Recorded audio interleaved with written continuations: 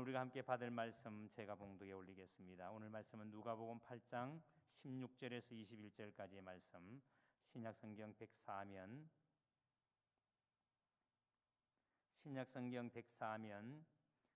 누가복음 8장 16절에서 21절까지의 말씀입니다. 다 찾으신 줄 알고 제가 봉독하겠습니다. 누구든지 등불을 켜서 그릇을 듣거나 평상 아래에 두지 아니하고 등경 위에 두나니 이는 들어가는 자들로 그 빛을 보게 하려 함이라. 숨은 것이 장차 드러나지 아니할 것이 없고 감추인 것이 장차 알려지고 나타나지 않을 것이 없느니라. 그러므로 너희가 어떻게 들을까 스스로 삼가라. 누구든지 있는 자는 받겠고 없는 자는 그 있는 줄로 아는 것까지도 빼앗기리라 하시니라. 예수의 어머니와 그 동생들이 와서나 무리로 인하여 가까이 하지 못하니 어떤 이가 알리되 당신의 어머니와 동생들이 당신을 보려고 밖에 서 있나이다. 예수께서 대답하여 이르시되 내 어머니와 내 동생들은 곧 하나님의 말씀을 듣고 행하는 이 사람들이니라 하시니라. 아멘. 말씀에 큰 은혜 되시기 바랍니다. 이상 우리 할렐루야 성가대에서 감사의 찬양이라는 제목으로 하나님께 찬양 드리겠습니다.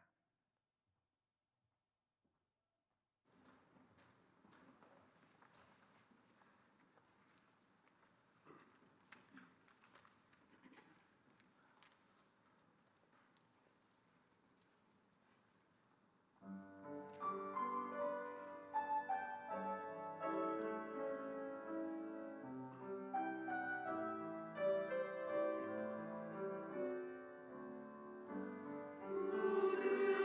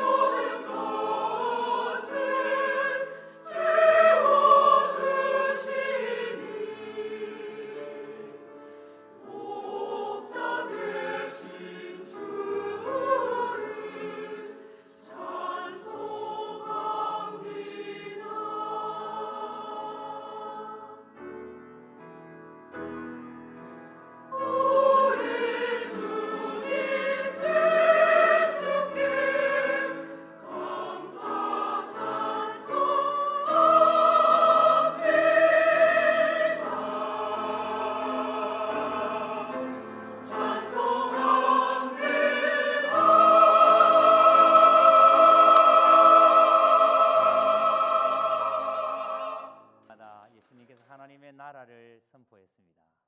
예수님이 하나님의 나라를 선포하실 때에 수많은 사람들이 예수님 앞에 나와서 예수님의 말씀을 들었습니다. 예수님은 그들에게 하나님의 나라를 이야기하면서 예수님께서는 비유를 가지고 이야기하십니다. 비유를 가지고 하나님의 나라를 이야기하시는 것은 하나님의 나라가 아무에게나 깨달을 수 있는 나라가 아니기 때문에, 그래서 쉽게 하나님의 나라를 이야기하기 위해서 예수님께서 비유를 가지고 설명을 하십니다. 그래서 10절 말씀 보십시오. 예수님이 전하시는 하나님의 나라가 비밀이다 그랬습니다. 자, 예수님께서 비유를 가지고 하나님의 나라를 설명하시다가 그런데 하나님의 나라는 비밀이다라고 말씀합니다. 그러면서 비밀을 아는 것이 제자에게는 허락되었으나 하나님의 나라는 비밀인데 이 비밀을 아는 것이 제자들에게는 허락되었으나 다른 사람에게는 비유로 하나니 그들은 보아도 보지 못하고 들어도 깨닫지 못하게 하려 함이라 그랬습니다. 자, 그러니까 하나님의 나라를 비밀이라고 말씀하셨는데, 그런데 비밀이 모든 사람에게 아니라 제자들에게는 이것을 깨닫게 해주셨다, 알게 해주셨다. 그러나 다른 사람에게는 여전히 이것이 비밀이다 라고 말씀을 합니다. 자, 여러분, 비밀과 이 계시를 우리가 생각해 보면은 이게 정반대되는 개념이잖아요. 비밀은 감추어져 있는 것이고 계시는 드러나는 것이니까. 자, 그런데 비밀과 계시가 정반대되는 개념처럼 보이는데 놀랍게 예수님께서 하시는 사역에는 이 두 가지가 동시에 나타납니다. 예수님이 하시는 사역이 계시일 수도 있고 예수님이 하시는 사역이 비밀일 수도 있습니다. 어떤 사람에게는 예수님이 하시는 사역을 통해서 계시, 하나님을 알게 되고 어떤 사람은 아무리 해도 하나님을 알지를 못합니다. 그래서 어떤 사람에게는 그것이 비밀이 됩니다. 자, 그래서 예수를 믿는 자들에게는 하나님의 나라는 계시, 즉 하나님이 보여주셨기 때문에 알고 있습니다. 그러나 불신자들에게는 하나님의 나라는 비밀입니다. 아무리 이야기해도 하나님의 나라에 대해서 이해하지를 못합니다. 자, 보십시오. 우리가 이렇게 신앙생활을 하면서 교회 와서 말씀을 들을 때마다 하나님의 나라에 대한 얘기 들을 때마다 그 하나님의 나라에 대한 얘기가 이해가 되어지고, 그래 내가 하늘의 백성이 맞아, 나는 하늘의 가족이 맞아, 하늘의 가족이 맞다라고 내 속에 믿어진다면 우리는 이 비밀을 아는 사람입니다. 하나님이 말씀하신 하늘의 비밀을 우리는 알고 있는 사람들입니다. 그런데 아무리 들어도 도대체 하늘의 가족이 뭔지, 하나님의 나라가 뭔지를 도무지 모르면은 아직까지 우리는 이 계시를, 하나님이 우리에게 알게 하신 것들 모르니까 아직까지 우리에게는 비밀이 됩니다. 그래서 여러분, 똑같은 말씀을 들어도 어떤 사람에게는 계시의 말씀이지만 어떤 사람에게는 이 말씀이 비밀의 말씀이 됩니다. 자, 그래서 여러분, 우리가 하나님의 말씀을 들을 때에 마음을 열고 예수님을 영접한 사람에게는 하나님의 나라는 풍성한 은혜를 가져다주는 은혜의 계시가 됩니다. 그러나 마음이 둔하여 예수님을 배척하는 사람들에게 대해서는 하나님의 나라는 심판을 가져다주는 감추어진 비밀이 되는 것입니다. 자, 그러니까 오늘 여러분들이 이 말씀을 들으면서 하나님께서 여러분들에게 은혜를 가져다주는, 풍성한 은혜를 가져다주는 그런 계시의 말씀이 될 수 있게 되기를 주의 이름으로 축복합니다. 자, 그래서 오늘 이렇게 인사하고 말씀 받겠습니다. 여러분, 손을 꼭 잡고 여러분 지을 수 있는 최고의 아름다운 표정을 지으셔서 우리는 하늘의 가족입니다. 자, 여러분, 가족이라 그러는데 오랜만에 만났는데 막 이렇게 인상 쓰고 인사하면은 오해하니까 다시 최고의 아름다운 표정을 지으셔서 우리는 하늘의 가족입니다. 자, 우리는 하늘의 가족입니다. 오늘 말씀은 바로 이 하나님의 나라에 속한 하늘의 가족에 대한 얘기입니다. 예수님께서 하나님의 나라를 씨 뿌리는 비유를 가지고 말씀하신 이후에 하나님의 나라의 복음이 어떻게 사람들에게 나타내는가, 우리가 하나님의 나라에 속한 사람이라면 하나님의 나라에 속한 사람들이 어떻게 하나님의 나라의 복음을 이 세상 가운데 어떻게 드러내야 하는가에 대한 말씀입니다. 자, 먼저 16절에서 18절까지의 말씀을 한번 보십시오. 예수님께서 하나님의 나라는 말씀을 듣는 것으로 시작한다라고 하시고 난 다음에 등불을 가지고 이것을 설명을 합니다. 등불을 가지고. 지금은 우리가 뭐 등불을 사용하는 시대가 아니니까 등불에 대해서 잘 이해가 안 됩니다만, 여기 어르신들은 등불 그러면 금방 이해가 됩니다. 저는 등불 세대가 아니고 저는 태어나 보니까 저희 집에 그 백열등이 있었어요. 그러니까 저는 전기가 들어온. 근데 저와 같은 나이에 있는 연배들이 저기 저 경상도 저 꼴짝에 살았던 의성 다인에 이런 분들이 계시지 않습니까? 예? 그때는 그 전기 안 들어왔대. 전기 안 들어왔어요. 예? 그러니까 대구는 그래도 그때 전기가 들어왔으니까 백열등이 있었습니다. 그러니까 옛날에는 전부 다 전기가 안 들어왔을 때는 등을 켜고 살았는데, 등을 켜고 난 다음에 오늘 본문의 말씀 보십시오. 이렇게 말합니다. 등불을 켜서 그릇으로 덮거나 평상 아래에 두지 아니하고. 여러분, 등불을 켜들고 그릇을 덮어놓는 사람 없습니다. 그러면 꺼지니까. 그리고 그것을 또 평상 아래에 두는 사람도 없습니다. 왜요? 등불의 목표는 뭐냐면 방을 밝히는 거니까. 사람들이 왔을 때에 방안을 환하게 만들어서 사람들이 불편함이 없도록 해주는 게 그게 등불의 역할이니까. 그러니까 등불을 켜서 말 아래 두지 아니하고 등경 위에 두는 것은 많은 사람에게 그 빛을 비치게 하기 위함이다. 그렇게 말합니다. 그런데 오늘 예수님께서 하나님의 나라를 이야기하시면서 하나님의 나라가 어떻게 사람들에게 전거되어지는가를 이야기하면서 이 등불을 가지고 이야기를 합니다. 여러분, 말씀드린 것처럼 등불을 켜서 말 아래 두지 아니하고 등경 위에 두는 것은 많은 사람들에게 잘 비치게 하기 위함인 것처럼 예수님이 말씀하시는 하나님의 나라의 복음도 이와 같다는 거예요. 이 등불과 같다는 거예요. 그러니까 예수님의 말씀은 계시가 목적이지 비밀이 목적이 아니라는 거예요. 예수님의 말씀은 숨기는 목적이 아니라는 거예요. 그래서 예수님의 말씀은 듣고 깨닫게 하는 게 목적이에요. 예수님은 그래서 모든 것을 보여주십니다. 계시하십니다. 자, 그런데 왜 누구에게는 이것이 보여주시는데 왜 누구에게는 계속 비밀이 되는가?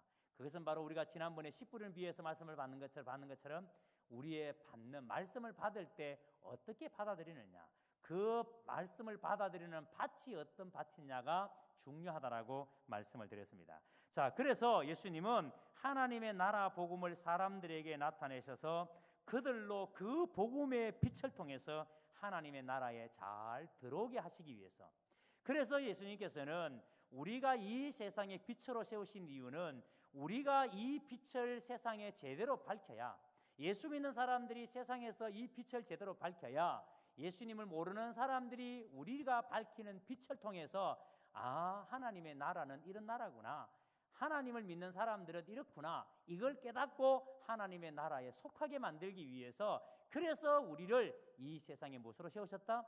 빛으로 세우셨다. 여러분, 이걸 잊었으면 안 됩니다. 그래서 하나님께서 우리를 이 땅에 세우신 가장 큰 이유가, 이 땅에 보냈을 때 그냥 보내신 것이 아니고 빛으로 보내신 이유가, 우리가 밝히는 빛을 통해서 이 빛을 모르는 사람들이 우리를 통해서 이 빛을 알게 하기 위해서, 복음을 알게 하기 위해서, 그게 여러분 우리가 이 땅에서 존재하는 이유예요. 가치예요. 자, 그리고 17절에 보세요. 그래서 이 빛 때문에 숨은 것이 밝히 드러나지 않는 것이 없다 그랬습니다.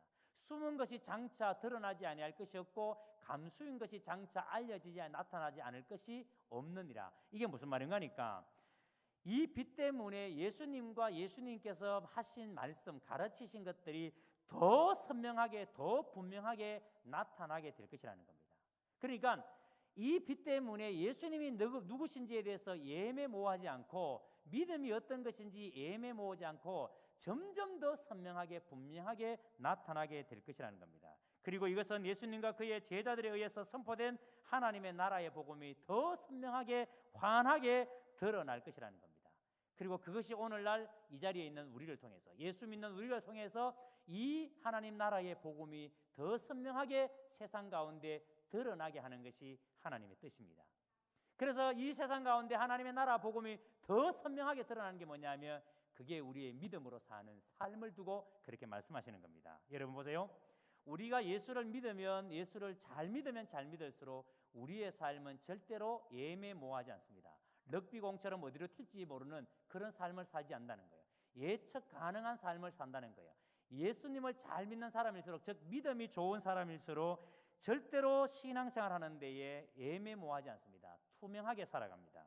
누가 보더라도 인정할 만한 삶을 삽니다. 저 사람은 믿을 만한 사람이야.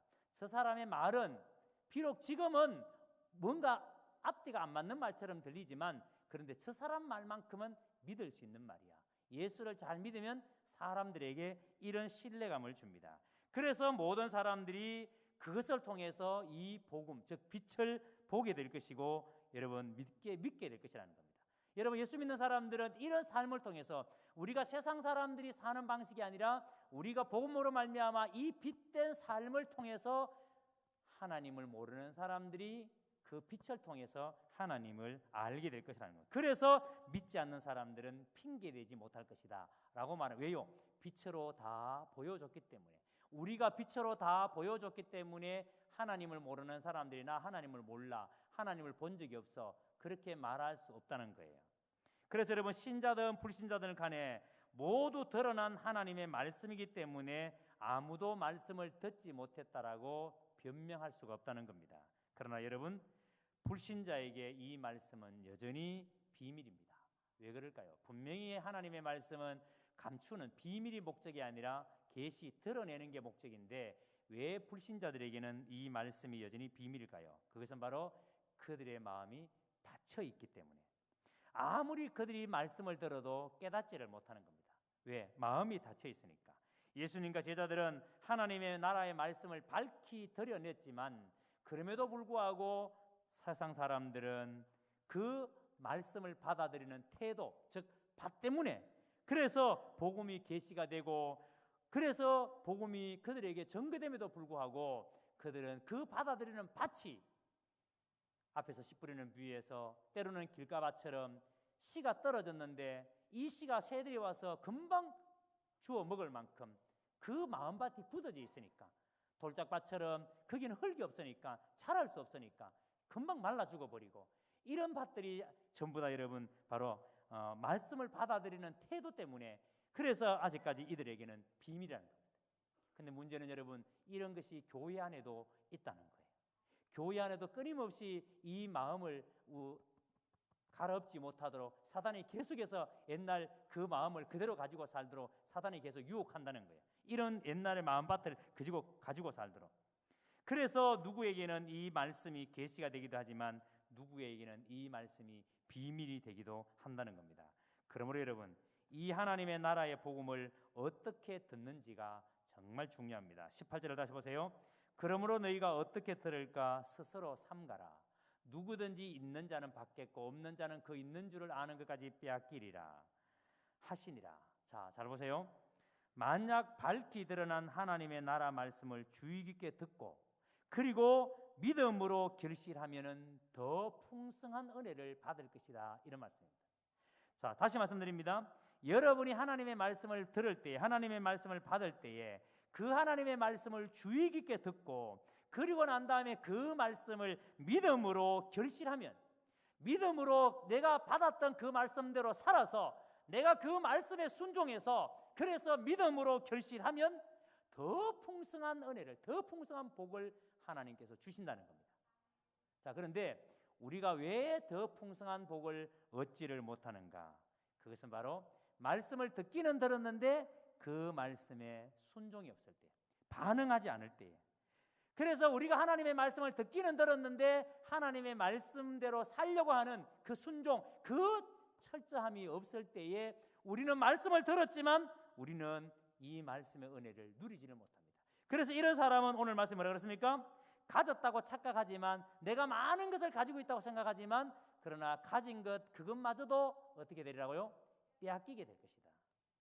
내가 가지고 있는 줄로 착각하지만 그러나 그것까지도 다 빼앗기게 되리라 라고 말씀합니다. 여러분 잘 들으셔야 됩니다. 우리가 믿음 생활을 정상적으로 잘하면 우리가 아무것도 없는 것처럼 보이지만 우리가 진짜 하나님 앞에 믿음으로 바르게 살면, 그래서 믿음의 열매를 맺으면 하나님께서는 더 큰 복을 우리에게 부어주시지만, 우리가 말씀대로 살지 않으면, 순종하지 아니하면 내가 가졌다고 생각되는 그것마저도 다 빼앗기게 될 것이라는 겁니다. 여러분 만약 밝히 드러난 하나님의 나라 말씀을 주의 깊게 듣고 믿음으로 결실하는 삶을 산다면 여러분은 분명히 풍성한 삶을 살게 될 것입니다. 이 말씀은 지난주에도 우리가 살펴봤습니다마는, 지난주에 살펴본 것처럼 8장 15절의 말씀, 그리고 또 오늘 본문 마지막 절인 21절의 말씀과 이게 연결되어지는 말씀입니다. 그러니까 착하고 좋은 마음으로 말씀을 듣고 그 말씀을 끝까지 붙들고 인내하는 사람은 무엇을 맺는다고요? 풍성한 열매를 맺는다고요. 그러니까 말씀을 받고 난 다음에 그 말씀을 붙들고 그 말씀대로 살려고 끝까지 말씀을 지켜내는 사람, 인내로 그 말씀을 결실하는 사람, 이러한 사람은 풍성한 열매를 맺습니다. 그러나 아무리 내가 육신적으로 예수님에 대해서 잘 안다라고, 여러분이 지식적으로 예수님이 이런 분이시다, 예수님은 어떤 분이시다, 여러분이 지식적으로 예수님을 아무리 잘 알고 있다 할지라도, 그래서 여러분의 생각에 나는 예수님과 참 가까워, 이런 생각을 가지고 있다 할지라도, 만약 여러분이 말씀을 듣고 그것을 믿음으로 반응하는 것이 없다면, 즉 우리가 삶을 통해서 우리가 그 말씀대로 살지 않으면은 진짜 우리는 하나님의 나라의 가족이 될 수가 없다는 겁니다. 하늘의 가족이 될 수가 없다는 겁니다. 21절에. 그래서 어떻게 하나님의 나라 복음의 말씀을 우리가 듣는가, 우리가 이 말씀을 어떻게 듣는가가 그게 중요하다는 거예요.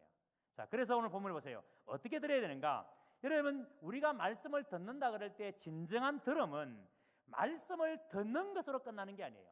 우리가 말씀을 들었습니다, 오늘 내가 말씀을 잘 들었습니다 라고 말할 때 그 말씀을 들었습니다라는 의미가 말씀을 내 귀로 듣는 것만 의미하는 게 아니라, 말씀을 들었습니다라고 그랬을 때에 그 들은 말씀을 끝까지 지키고 실천하는 것까지를 포함해서 말씀을 듣는 것이라고 말합니다.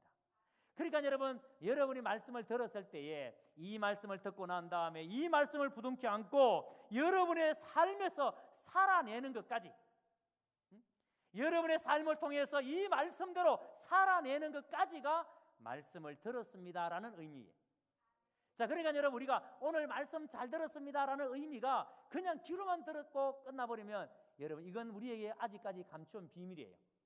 그런데 우리에게 이것이 계시가 되는 것은 이 말씀을 듣고 우리의 삶 속에 처절하게 삶으로 살아내는 거예요. 사랑하라는 말씀을 붙들고 우리가 사랑하기 위해서 처절하게 살아내는 거예요. 그것까지 포함하는 것, 그게 말씀을 듣는 거예요. 그래서 예수님께서 자신의 어머니와 자신의 동생들이 지금 예수님을 찾아왔습니다. 그런데 이렇게 예수님의 동생들이, 예수님의 어머니가 찾아왔을 때 예수님께서 뭐라고 하는 거니까 21절에 보세요. 예수께서 대답하여 이르시되 내 어머니와 내 동생들은 곧 하나님의 말씀을 듣고 행하는 이 사람들이라 하시니라. 자, 여러분 보세요. 지금 예수님의 가족이 찾아왔어요. 그런데 예수님의 말씀이 뭐냐면, 누가 진짜 내 가족이냐? 진짜 내 가족은 이 자리에서 지금 이 말씀을 듣고 이 말씀을 행하는 이 사람들이 진짜 내 가족이다, 진짜 하늘의 가족이다, 이렇게 말씀을 합니다. 자, 여러분, 이 말씀을 다시 한번 잘 보세요. 21절 보세요. 예수께서 대답하여 이르시되 내 어머니와 내 동생들은, 내 어머니와 내 동생, 진짜 누가 내 가족이냐? 자, 이렇게 물으십니다. 자, 이렇게 물으실 때 여러분, 이 뉘앙스가 부정적인 뉘앙스입니까? 긍정적인 뉘앙스입니까? 부정적인 뉘앙스입니다. 그러니까 예수님께서 부정적인 반응을 보이시는 걸 봤을 때에 분명히 예수님께서 이 가족들이, 예수님의 어머니와 예수님의 형제들이 찾아온 이유가 뭐냐면 긍정적인 의미로 찾아온 것이 아니라는 거예요. 왜 찾아왔을까요? 지금 여러분, 우리가 앞에서 보면 다른 복음서를 보면 마가복음이나 아니면 요한복음을 보면은 예수님의 가족들이 예수님에 대해서 뭐라고 말했는가 하면은 예수님을 심지어 미쳤다, 이렇게 표현했습니다. 예수님을 가리켜서 동생들이 형을 미쳤다라고 말합니다.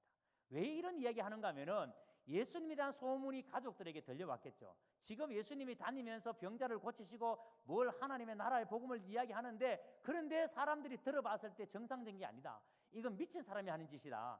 그래서 사람들이 이런저런 얘기를 가족들에게 들려주니까, 그래서 세상에 예수가 다니면서 지금 이런 일을 하고 있대, 그거 미친 거 아니야? 형 그거 미친 거 아니야? 동생들이 형 그거 미친 거 아니야? 이런 식으로 반응했다는 거예요. 자, 그래서 이렇게 예수님을 오늘 또 찾아왔을 때에 이 동생들이 형이 미쳤다고 생각하고 찾아온 거예요. 그래서 빨리 형을 잡아서 이 일을 더 못하도록.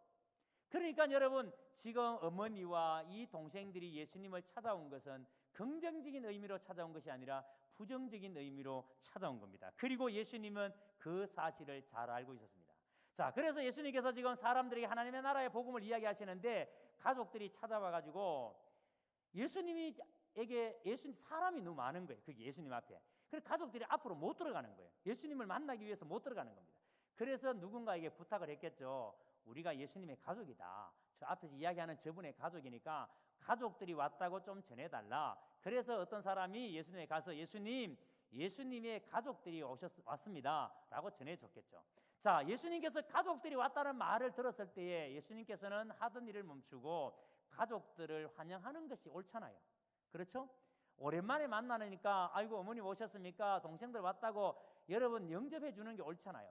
그래야 옳은데도 불구하고 예수님께서는 그렇게 예수님 가족들이 왔다는 말을 듣고 난 다음에 21절에 예수님은 육신의 가족을 영접지 않으시고 그 대신에 새로운 하나님의 나라의 가족, 하늘의 가족을 선포하십니다.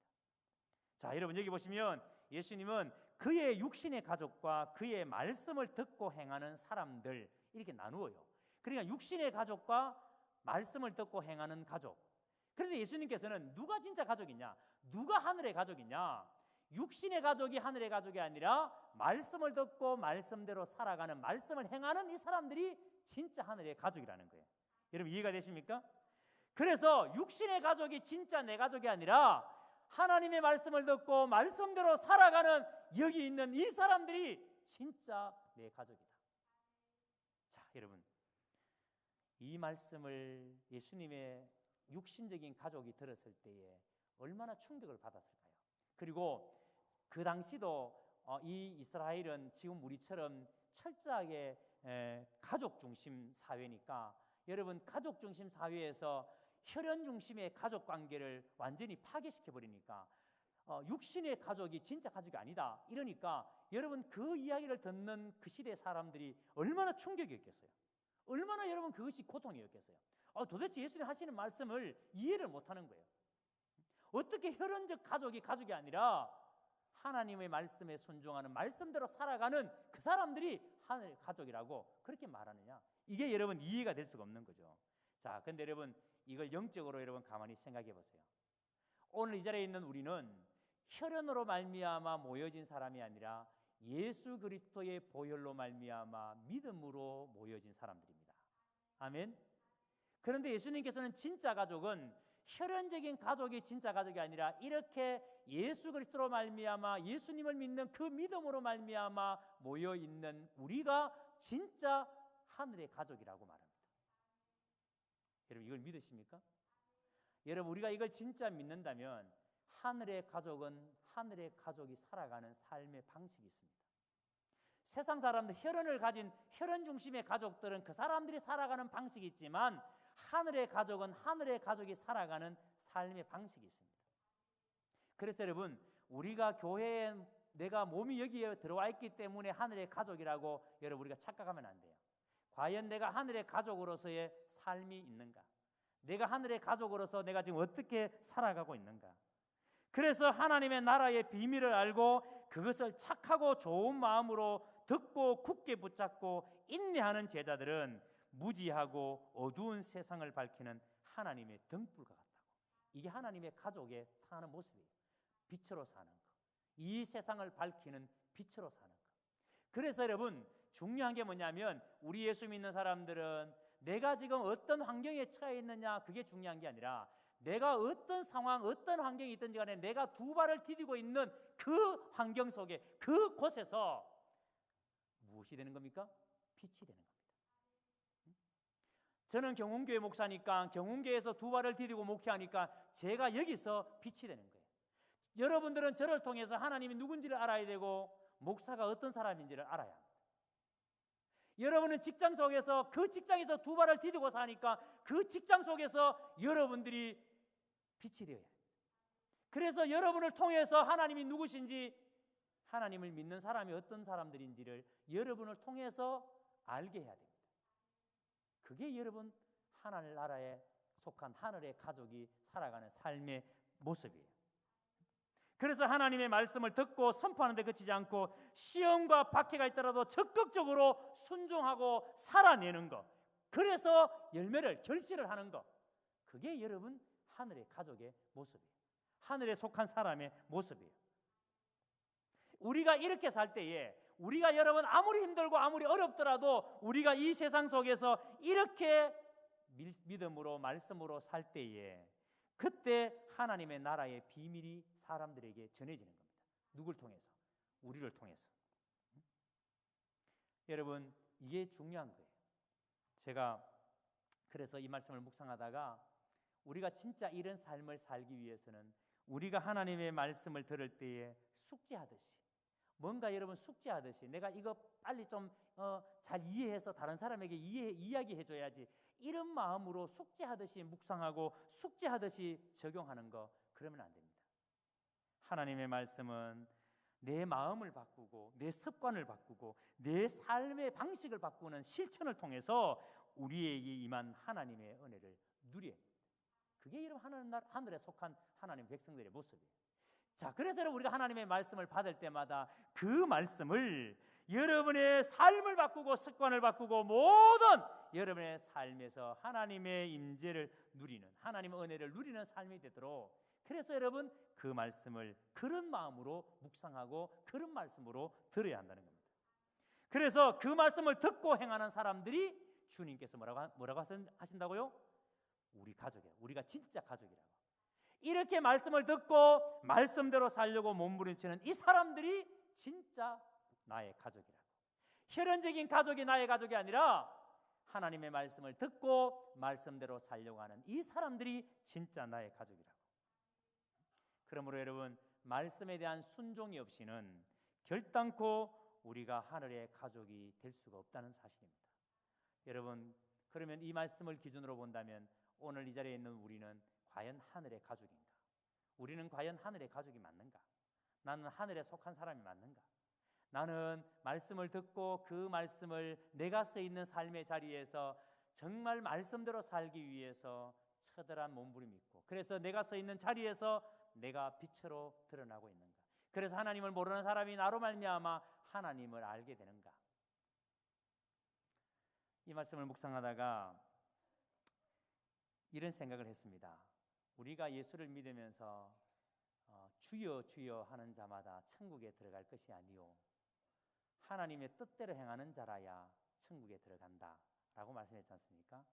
그래서 주여 주여 우리가 말한다는 게 뭘까? 주여 주여라고 부르짖는다는 게 도대체 뭘까? 여러분, 우리가 신앙생활 하면서 우리가 기도할 때도 주여 주여 그러고 주여 주여 그러잖아요. 여러분, 우리가 입술로 주님을 열심히 찾는다고 해서 우리가 하늘의 가족이 되는 게 아니라는 말씀이죠. 여러분, 하늘의 가족은 하나님의 나라의 가치관에 함께 참여한 사람, 하나님의 나라 가치관에 참여해서 하나님의 나라 가치관에 맞게 살아가는 사람, 그 사람이 하늘의 가족이에요. 그래서 제가 사진 한 장 여러분 참 화면에 띄워주시겠습니까? 아마 여러분 보신 적이 있을 겁니다. 자, 이 사진 신문에 나왔는 사진인데 보신 적이 있으십니까? 무슨 사진이죠? 잘 한번 보세요. 무슨 사진입니까? 맞습니다. 얼마 전 며칠 전에 저기 무릎을 꿇고 있는 학부모들이 자기 자녀 중에 장애를 가진 자녀가 있습니다. 그런데 강서구에 장애인 학교를 세우려고 그랬는데 주민들이 결사적으로 반대해서, 왜 장애인 시설을 여기다 우리 동네에 세우려고 그러느냐, 아파트 집값 떨어진다고 온 주민들이 나서서 결사 반대를 했습니다. 그러니까 저 장애의 부모님들이 무릎을 꿇고 장애인 학교를 좀 세울 수 있도록 허락해 달라고 무릎을 꿇은 사진입니다. 저는 저 사진을 보고 저 기사를 읽으면서 정말 탄식을 했습니다. 왜냐하면 우리가 지금 경제 10위권에, 세계 10위권에 들어가는 경제 대국입니다. 잘 산다고 말하고, 여러분들이 해외에 나가보면 우리나라가 얼마나 잘 사는지를 우리는 피부로 느낄 수가 있습니다. 그런데 세계 10위의 경제 대국이라는 나라에서 장애인 학교를 세우면 집값 떨어진다고 주민들이 나서서 데모하는 수준을 가진 이 나라가 참으로 처량하고 부끄럽고 수치스러웠습니다. 우리의 수준이 이 정도밖에 안 되는가? 우리가 이 세상을 살아가면서 잘 산다라고 떵떵거리면서도 우리의 수준이 이 정도밖에 안 되는가? 장애인 시설 들어온다고 집값 떨어진다고 반대하는 그 정도의 생각을 가지고 사는 사람들이 잘 산다라고 고개 들고 살 수 있는가? 그 생각 앞에서 부끄럽고 수치스러워서 견딜 수가 없습니다. 그런데 여러분, 이 사건은 비단 어제 오늘의 문제가 아니라 20년 전에 이미 한국 사회를 발칵 뒤집어 놓은 사건이 있습니다. 서울 강남에 가면은 일원동이 있습니다. 그 일원동에 미랄학교라고 세워져 있습니다. 그 미랄학교를 세우신 분이 홍정일 목사님인데, 이 홍정일 목사님이 1997년도에 일원동에다가 미랄학교를 세우려고 했을 때에 그 일원동에 있는 주민들이 수백 명이 매일 나와서 데모를 했습니다. 절대 장애인 시설은 못 들어선다고. 똑같이 20년 후에 지금과 똑같이 아파트값 떨어진다고 결사적으로 반대했습니다. 심지어는 겨울에 데모를 하는데 주민들 중에 밍크 코트를 입고 나와서 장애인 시설 들어서지 말라고 이러고 있는 사람들이 한두 명이 아니었다 그래요. 네? 한두 명. 그런데 이 이야기를 하기 전에 제가 이 미랄 학교를 왜 홍정일 목사님이 세우려고 했는지에 대한 이야기를 제가 직접 남서울 은혜교회에서 들은 적이 있습니다. 목사님 이렇게 말씀하세요. 남서울 은혜교회를 개척하기 전에 남서울교회 반포에 있는 남서울교회 그 길을 먼저 목사님이 담임 목사로 계실 때에 목사님께서 신방을 갔습니다. 교인 집에. 그런데 신방을 가고 예배를 마치고 나오는데 아이의 소리가, 아이가 막 이렇게 설치는 소리가 들립니다. 그런데 이게 정상적이 나는 소리가 아니에요. 그래서 이상하다고 생각하고 나오는 길에 다시 돌아서서 집사님 물었습니다. 집사님 이게 무슨 소리냐고. 그러니까 이 집사님 하는 말씀이 목사님 신경 쓰지 마세요. 신경 쓰지 마세요. 그리고 계속 이제 나가시라고 가시라고 그렇게 안내를 합니다. 근데 목사님이 계속 걸립니다. 마음에 그 소리가. 그래서 집사님에게 물었습니다. 집요하게 이게 무슨 소리냐고. 물으니까 그제서야 자기에게 장애를 가진 아이가 있는데 그 장애를 가진 아이를 한 번도 집 밖으로 데려가본 적도 없고 한 번도 방 밖으로 끄집어내 본 적이 없습니다. 지하 방에다가 가두어 놓고 지금까지 키운 거예요. 이유가 뭐냐면 그 당시만 하더라도 90년대니까 그 당시만 하더라도 장애를 가졌다 그러면은 이것이 유전이 된다, 뭐가 어떻다 그래가지고 심지어는 정상적인 자녀 결혼도 혼사길 다 막아버려요. 이 집에 장애를 가진 아이가 있으면 그 집하고 혼을 안 하려 그래요. 자, 이런 일들이 벌어지니까 이 어머니는 다른 자녀들의 혼사길을 막는다고 숨겨놓은 거예요. 예? 그러니까 지하방에다가 숨겨놓고는 드러내지 않는 거예요. 그때 이 홍정일 목사님이 그 이야기를 듣고 너무 큰 충격을 받았습니다. 하나님이 사람을 만드실 때 자기의 형상대로 만들었는데 조금 불편한 것이 있고 조금 다른 것이 있다라고 이렇게 사람을 취급하는 것은 절대 예수 믿는 사람이 할 짓이 아니다. 어떻게 하나님을 믿는 사람을 이런 식으로 대할 수 있느냐고. 그래서 당장 데리고 나오라고. 그래서 집사님이 너무너무 힘들어하고 그러면 교회로 데려오라고. 그래서 그때부터 남서울교회가 장애인들을 보호하기 시작을 했습니다. 자, 그런데 한 번은 또 교회에서 기도회를 하는데 집사님 한 분이 이런 기도를 합니다. 하나님, 우리 아이를 나보다 먼저 데려가 주세요. 그런데 그 기도가 그냥 기도가 아니라 눈물을 흘리면서 너무도 처절하게 기도하는 거예요. 하나님, 제발 우리 아이를 나보다 먼저 데려가 주세요. 여러분, 이 어머니가 그렇게 기도하는 이유는 자기 아이가 장애를 가졌는데 자기가 먼저 죽어버리면 이 아이를 돌볼 사람이 없으니까. 그러니까 장애를 가진 이 아이가 아무도 돌봐주지 않으니까 이 아이가 먼저 죽고 난 다음에 자기가 죽도록 해달라고 하나님께 그렇게 기도합니다. 세상에 여러분 보세요. 자식 먼저 죽게 해달라고 기도하는 그 엄마의 마음이 어떻겠어요? 예? 자식 먼저 죽여달라고 기도하는 엄마의 마음이 얼마나 여러분 고통스럽겠습니까? 그때 이 홍정일 목사님이 너무너무 큰 충격을 받아서 그래서 그때 결심한 게 장애인들을 위해서 교회가 사역을 해야 되겠다, 이 마음을 먹었습니다. 물론 홍정일 목사님 가족 중에 소아마비를 앓은 분이 계세요. 누나인가 동생인가 있는데, 그런데 그것도 이유가 되겠지만 이렇게 교회 안에 장애인들을 돌보기 시작하다가 남서울교회를 내려놨습니다. 그리고 사임을 하시고 남서울 은혜교회 미랄학교를 개척하기로 이제 작정을 하고, 그래서 그 미랄학교를 강남구 일원동에다가 세우기 위해서 하는 중에 이 일원동의 주민들이 벌떼처럼 일어나 가지고 반대 데모를 한 거예요.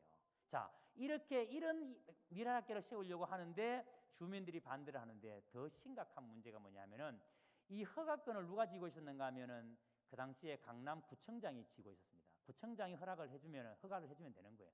그런데 구청장을 찾아갔습니다. 이게 법적으로 문제도 없고 왜 장애인 학교가 들어서는 게 이 동네가 잘못되고 이 동네 집값이 떨어지고 어떻게 그런 생각할 수 있느냐. 절대 그런 일이 없다. 그러니까 학교 허락해달라 했는데 구청장이 하는 말이 이렇게 이야기합니다.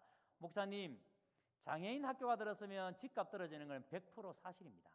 그러니까 집값 떨어진 것만큼 목사님이 보상을 해준다면은 허가하겠습니다. 그때 홍정일 목사님이 너무너무 속이 상하고 분하고 내가 사는 이 나라 수준이 이 정도밖에 안 되는가? 우리나라에서 잘 산다고 말하는 강남구 구청장의 수준이 이 정도밖에 안 되는가? 그래서 대판 욕을 하고 나왔대요.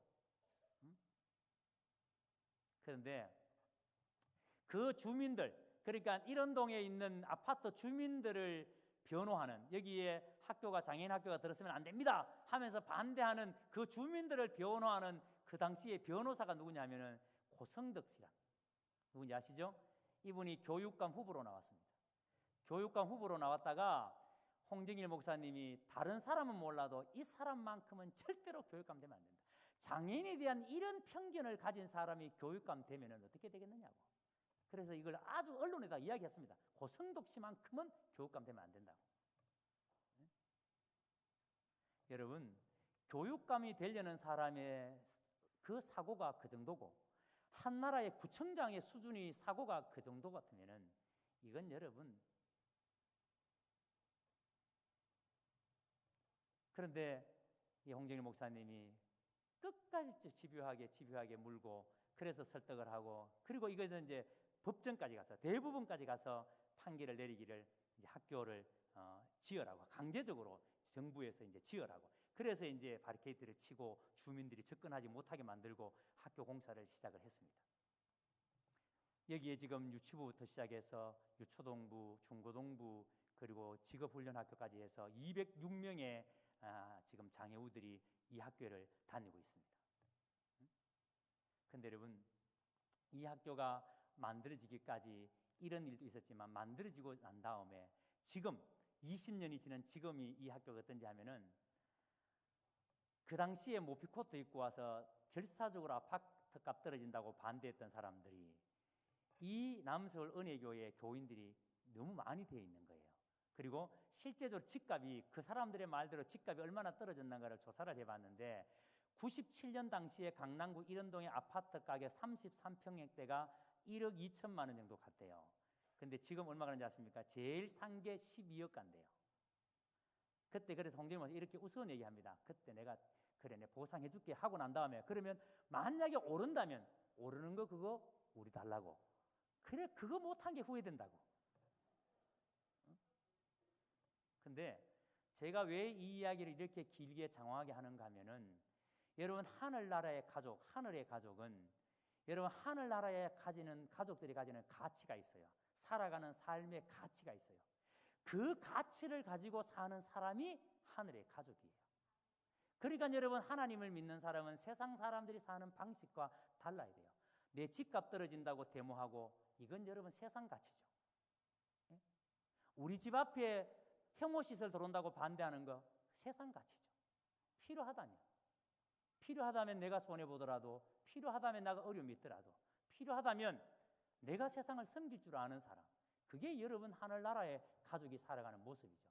그래서 만약에 여러분 가운데, 우리들 가운데 만약에 여러분 이렇게 세상 사람들이 살아가는 그 방식들이 아직까지 나에게 있다면 여러분 하나님 나라의 복음은 아직까지 우리에게 비밀입니다. 그러나 여러분 속에 맞아, 우리는 하늘의 가족이야. 우리는 세상 사람들과 살아가는 방식이 달라야 돼. 그래서 내가 서 있는 곳에서 내가 어떻게 사는 것이 진짜 믿음으로 사는 것을 내가 보여줘야 돼요. 그래서 세상 사람들이 야, 저 사람 보니까 하나님 믿는 사람 어떤 사람이다, 하나님이 어떤 분이시다, 그거 알게 해줘야 됩니다. 그게 여러분 하늘나라의 가족들이 살아가는 삶의 시기예요. 그래서 여러분 절대 우리는 나는 하나님의 나라의 가족, 하늘 가족이라는 사실을 한순간도 잊지 말고, 여러분들이 말 한마디 행동 하나, 여러분이 하는 모든 일들이 하나님을 드러내는 빛이다, 하나님을 선포하는 빛이다, 나는 하나님께서 빛으로 세웠다는 사실을 한순간도 잊어버리고 살면 안 됩니다. 그래서 돈을 하나 쓸 때도 내가 이 돈 쓰는 것이 하나님을 드러내는 일입니다. 내가 음식 하나 먹는 것도 이 음식을 먹음으로 말미암아 하나님을 드러내는 일이다. 바울은 고기 먹는 것이 하나님을 드러내는 일이 아니라면 평생도록 고기를 안 먹겠다라고 고백하지 않았습니까? 여러분들 모든 상황 속에서 내가 이 자리에 하나님이 빛으로 세우셨다. 그래서 하나님의 나라의 복음은 나를 통해서, 이 빛을 통해서 세상 가운데 지금도 증거되어지고 있다. 이 사실을 잊어버리지 말고 여러분이 하늘의 가족임을 알고 여러분이 세상에 빛으로 세우신 하나님 앞에 이 세상에 빛으로 드러나는 거룩한 삶이 있게 되기를 주의 이름으로